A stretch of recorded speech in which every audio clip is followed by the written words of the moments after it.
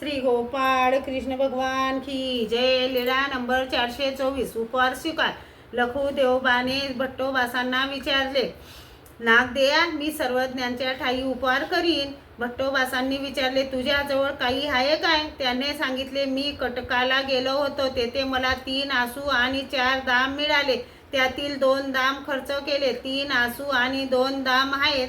भट्टोबासांनी म्हटले, बरं, तर सर्वज्ञांसाठी चांगले एक वस्त्र घे आणि सर्वज्ञांपुरताच उपवार कर।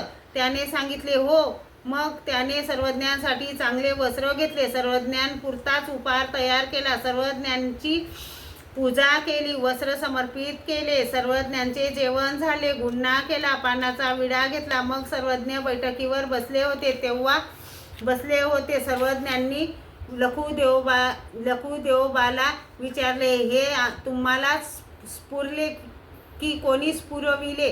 त्याने सांगितले, जी मी नागदेवाला विचारले। नागदेवा, मी सर्वज्ञांच्या ठाई उपवार करीन। तेव्हा नागदेवाने मला विचारले, तुझ्याजवळ काही आहे का?